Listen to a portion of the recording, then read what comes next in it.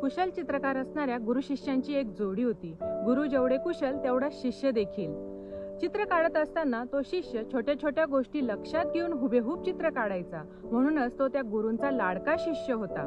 मात्र त्या शिष्याचा आत्मविश्वास खूपच कमी होता, त्यामुळे त्याला सतत वाटायचं की माझ्या चित्रात काहीतरी चुकत आहे, मात्र माझ्यावरील प्रेमापोटी गुरु मला सांगत नाही।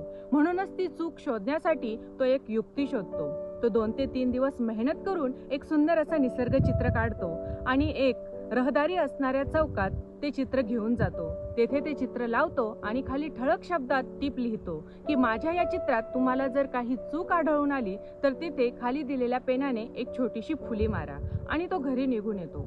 सायंकाळी पुन्हा त्या चौकात जातो आणि त्याला धक्काच बसतो, कारण त्याच्या संपूर्ण चित्रावर लोकांनी फुल्या मारलेल्या असतात। तो ते चित्र घेतो आणि गुरूंकडे जातो, रडायला लागतो आणि सांगतो की बघा माझ्या या चित्रात किती चुका आहे, तुम्ही मात्र त्या चुका मला कधीच सांगितल्या नाही। आजपासून मी चित्र काढणार नाही।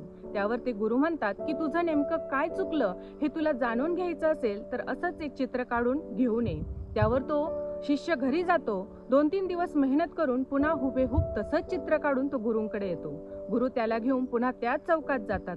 तेथे ते चित्र लावतात आणि यावेळी खाली टीप लिहितात की या चित्रात जर कोणाला काही चूक आढळली तर त्या ठिकाणी एक छोटीशी फुली मारा आणि खाली दिलेल्या कागदावर दिलेल्या रंगांनी ते चित्र दुरुस्त करून दाखवा, जेणेकरून माझ्या ज्ञानात भर पडेल। आणि ते शिष्याला घेऊन घरी येतात।